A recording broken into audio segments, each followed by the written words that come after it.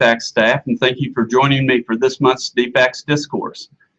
December is an exceptionally busy month for us, partly because of the number of holidays between November 1st and January 1st, which increases the amount of work that we must do every day, but also because of the extra things most of us do for our families and children in need during the holiday season. This time of year is referred to as the giving season, and I'm proud to tell others that I'm a part of an organization that gives so much to brighten a child's holiday or to provide for a family in need.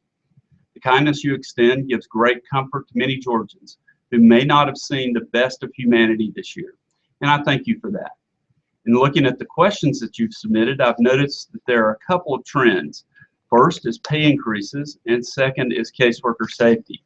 You're asking what is being done to give employees a meaningful pay increase and to keep our caseworkers safe in the office and in the field. Because of these issues, and they're at the top of my priority, I think I've shared with the governor has told me that he will be recommending at least a 3% raise for state employees during this budget cycle and making that to the legislators that work with him. I would stress to you that your contact with your local legislators to encourage them to give you pay increases is an essential part of what you need to be doing to help us help you. I realize this increase won't make up for the years of not receiving one, nor is it equal to the increases received in the past. But I am hopeful that the increase will be the first of many steps taken to bring our jobs closer to the market value. I talk about the need to improve compensation to employees every chance I get, and I'll continue to do that. I know you work hard, and I want you to be compensated for that hard work. Now let's talk about caseworker safety. This is a real issue and one that I take seriously. I've talked with other states and with law enforcement to ask what types of things that they are doing. Many of them mentioned the use of verbal judo. Our caseworkers, like law enforcement, find themselves in the middle of sometimes tense and emotional situations with families, and while the verbal judo techniques don't solve every problem, they do teach the very valuable skills needed to de-escalate a situation so that we can begin to do the work that we need to do with family. But verbal judo is not enough for some situations. We are also working with Georgia Tech on a panic button that will allow staff to alert authorities to potentially dangerous situations with the press of a button. I hope it's understood that we need to continue working hand in hand with law enforcement in many of our cases. As a sidebar, one of the reasons I'm insistent on the regular engagement of local law enforcement in each county is because we're called to go out to dangerous situations at all hours of the day and night, and we must have law enforcement with us. We know that partnership has to be strong, and we are glad that it's strengthening. Finally, I'm hearing more and more about the need for security guards in the larger offices. Right now, the counties that have security guards have them because the county provides them. Either that in county funding or through an understanding with the local county government. I'd like to see this become a more equitable option for more counties and not just available for counties with county money. This is another issue that I talk with the legislators and with the governor's office about on a regular basis. We need to find the funding or the partnerships needed to have security officers where they are needed. So now let's take a look at more of your questions.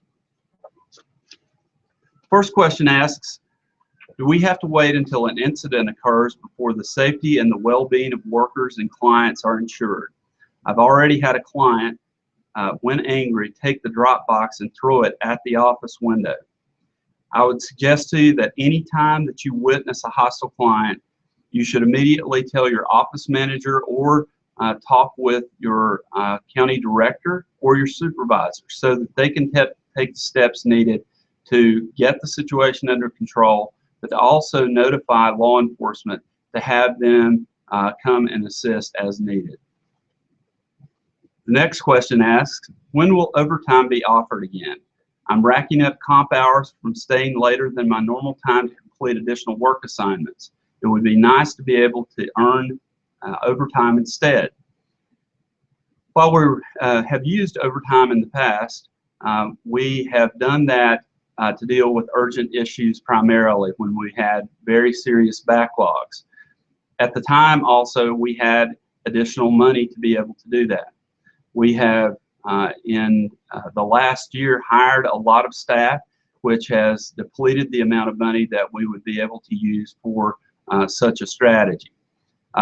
This is a time when I understand that we're working very long, hard hours, and I really appreciate all that you're doing.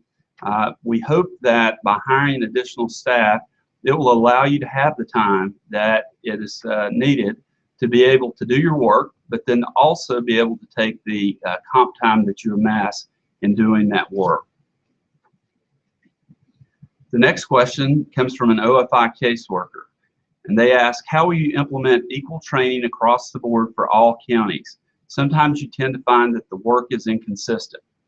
In all programs, we strive to ensure that the employees receive the necessary training that they need in order to do their jobs and to develop the skills that they have and that are necessary to perform those jobs. We also use a quality assurance, quality control process to evaluate the work in each of the counties across the state and then to address trends of needs that we identify.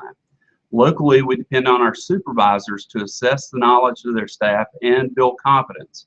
However, there will always be some difference in the level of competency due to the length of time staff have been on the job. We also have been offering OFI academies that allows for group training, and we will continue to do that as we determine it's necessary. The next question is also an OFI question. It asks, do you think OFI could work a 4-day work week? I think that would assist in the burnout and time being taken off, being that we would have a day off during the week to schedule doctor's appointments and handle other personal business. We may be getting closer to a 4-day work week. That is up to the leadership in OFI, and I know that right now we're working toward trying to get our 95% standard of promptness. We're also trying to make sure that our error rates stay low. So if we're able to achieve those things, it is very possible that your leadership will allow you to begin doing those 4-day work weeks. What is required, however, in doing that is that there be no drop in productivity. We have to get the work done that is before us. And so 4-day work week comes as a reward for good work. And hopefully we'll be able to allow that when it is possible. The next question says, could the agency offer Christmas bonuses or incentives? I would love to do this. However, we don't have the funds to provide these incentives at this time. In state government does not make provision for bonuses for staff for holiday pay. We are looking at other ways to reward staff. One of the things that I was exploring today was a partnership with the YMCAs across the state. I know that those are not in all communities, but there are a number of YMCAs throughout the state. And I've been asking them to work with us toward getting either a free membership or a greatly reduced discount on the membership for those local YMCAs. So we're looking at different avenues of trying to help you with different things. So that is something to keep on your mind and keep on the horizon. The next question asks, can policy be changed to allow for electronic signatures in lieu of original signatures on travel expense statements upon returning from travel? We tried a pilot using electronic signatures that did not go well because it did not conform to the current system that we have in the field. There were multiple duplications in that process. The plan is to move everyone in the field to the Concur system as soon as possible. We are working with the people that institute Concur to determine what the system requirements are right now. We already have that in place in the state office. It has worked well, and as a matter of fact, I made a request today that it be rolled out to our field staff as soon as possible, and I'm waiting on a response from the state accounting office where that is handled.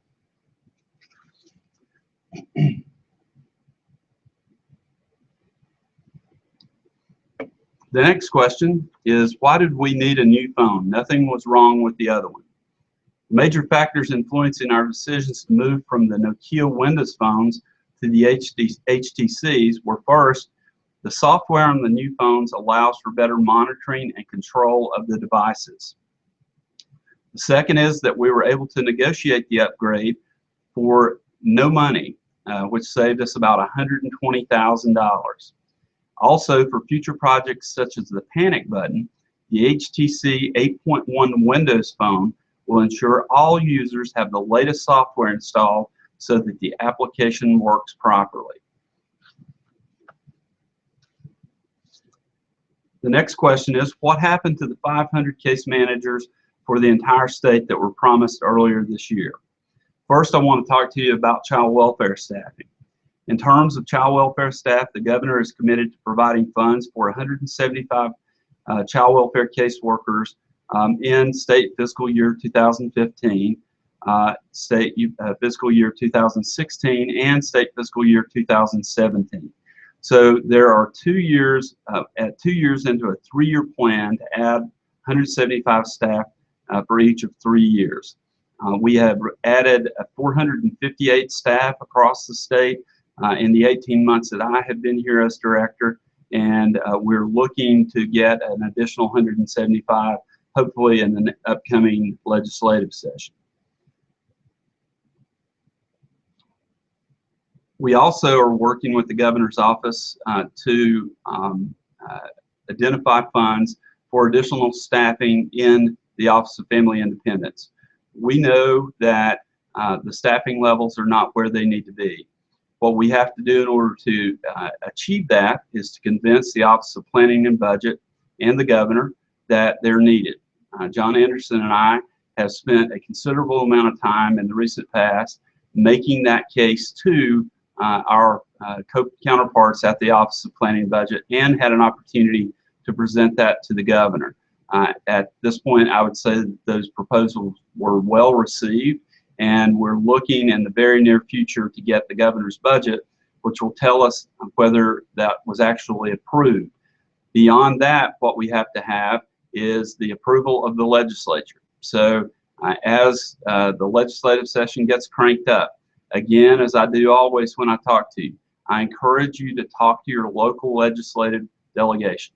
Talk to your state representatives, talk to your state senators, make them aware of what you need as a state employee. And that includes your raises, that also includes enough staff to get the job done. And I will be there right beside of you trying to promote that.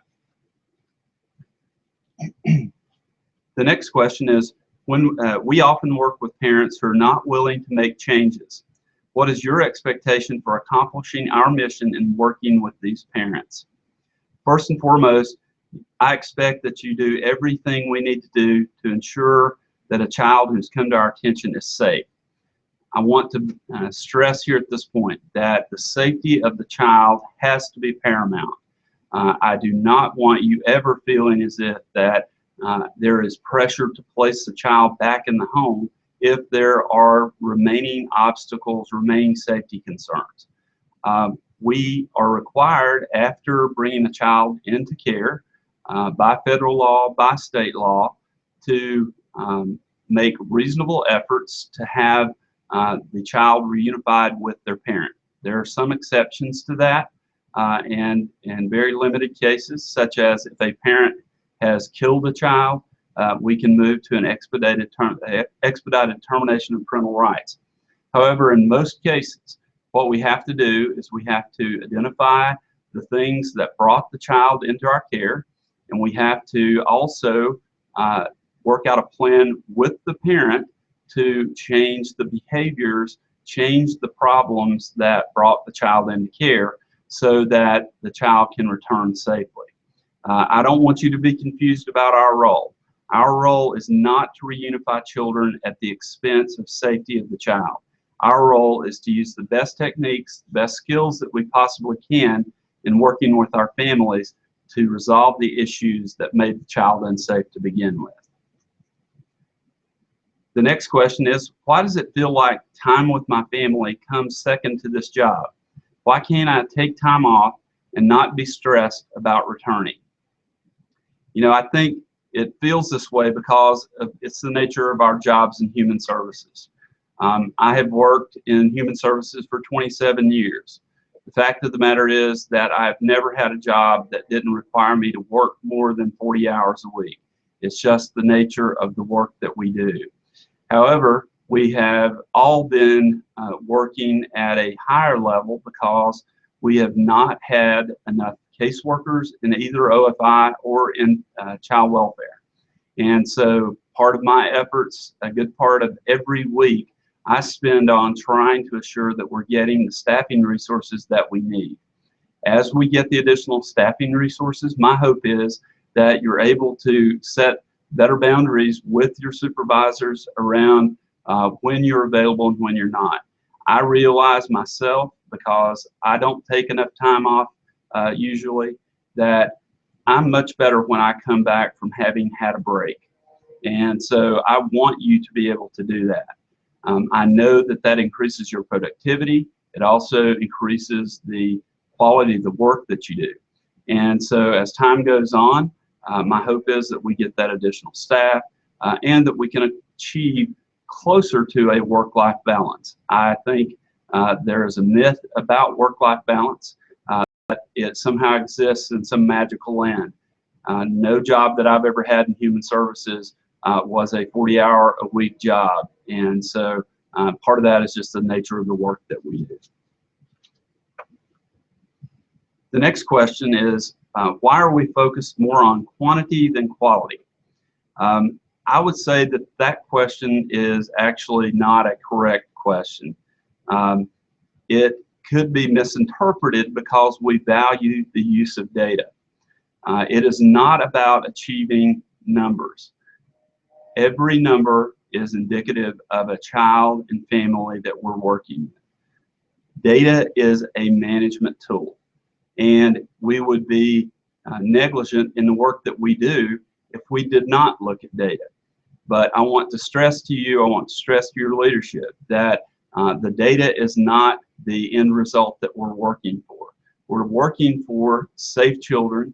We're working for families that have the kind of resources that they need in order to be good parents and to give children a good life. So be sure that as you go into discussions where data is being discussed, that you have the opportunity to ask, what does this have to do with the work that I do? What does this mean to the actual child and to the family? I'll give you an example.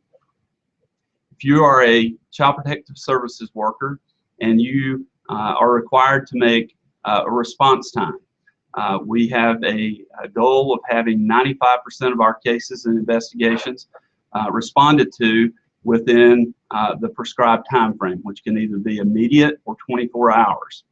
And the reason for that is that on the other end of that report, there is an allegation that a child is not safe.